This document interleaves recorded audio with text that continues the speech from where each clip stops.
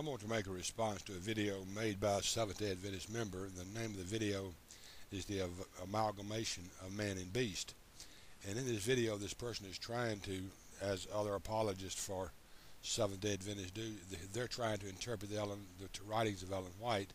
And as usual, they will try to make it say what it really doesn't say, much like they do with the Bible. They make it say what it really doesn't say. And when you look at the video, if you do watch it, you find out this is not his argument. He's found this argument from SDA, but this is not his argument. I don't think he would have the intelligence to have done this.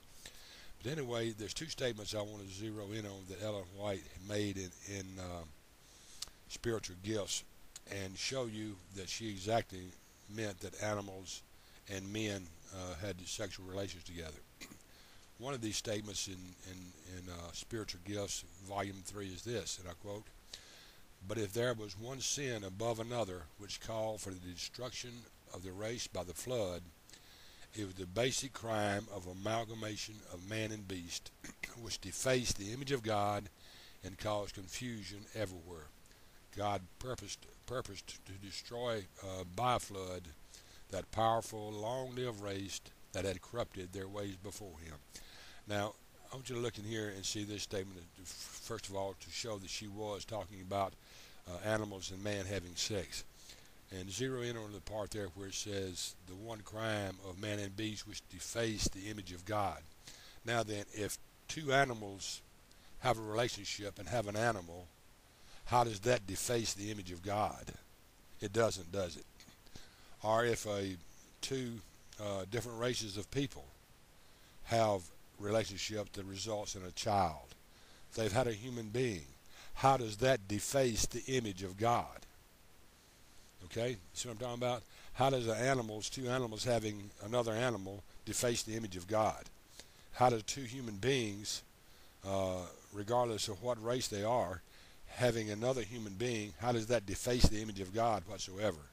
So it's quite obvious that she's talking about the joining or the merging or the blending of a man and a beast. Now, if at all possible that a man and an animal did have a offspring, to me that would deface the image of God, because that's not the way God ever intended it for it to be. So that would deface the image of God to me. So it's very clear that she is talking about the merging or the blending of, or the fusion of a man and a beast that produced some type of offspring that defaced the image of God. Now, the argument that he used, like I say, is not new. It's something the Seventh-day Adventists have used for years, so this is not his argument. And the part that they really want to zero in on is found on page 75 of Spiritual Gifts, Volume 3. And here's the statement here. Remember now, she's talking about these things being defaced or marring the image of God.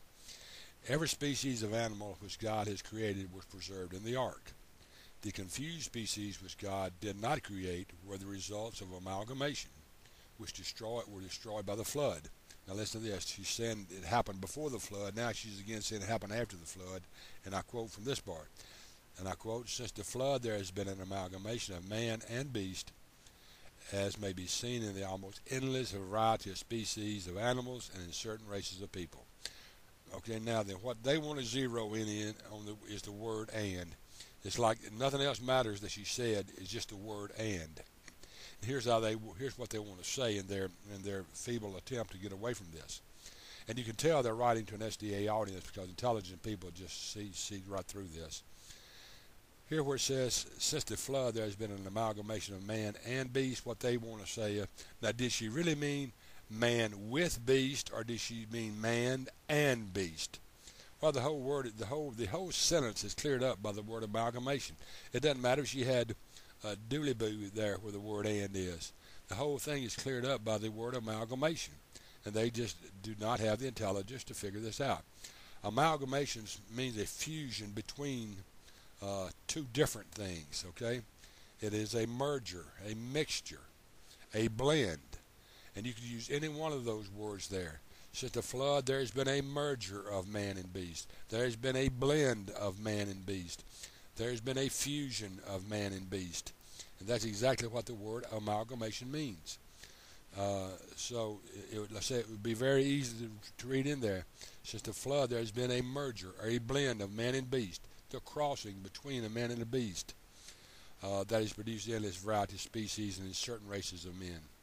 So it is obvious from anyone who knows the meaning of a word that Ellen White did mean the sexual relationships between a man and a woman produced some type of weird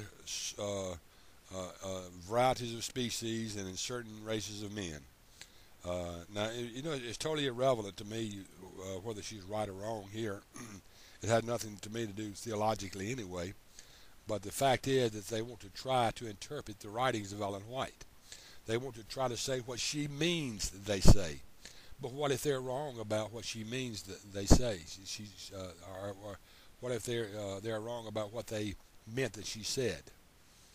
See, the word amalgamation shows that they're wrong there. Again, the word amalgamation means to merge, to fuse together, to blend, and it all comes down to the point that Ellen White intended to say, since the flood, there has been a merger of man and beast. The word "and" has nothing to do with it. It's just a conjunction joining man and beast together. So it's quite clear that Ellen White did say that animals and men have had sex, and we can see the results of that in endless varieties of species and in certain races of men. So when you see these videos, you've got to look at it from a standpoint of how are they trying to get around something, and how are they trying to cover up the many mistakes Ellen White made. To say that she meant anything different than that is strictly playing to an SDA audience. For intelligent people can look at this and see exactly what she meant.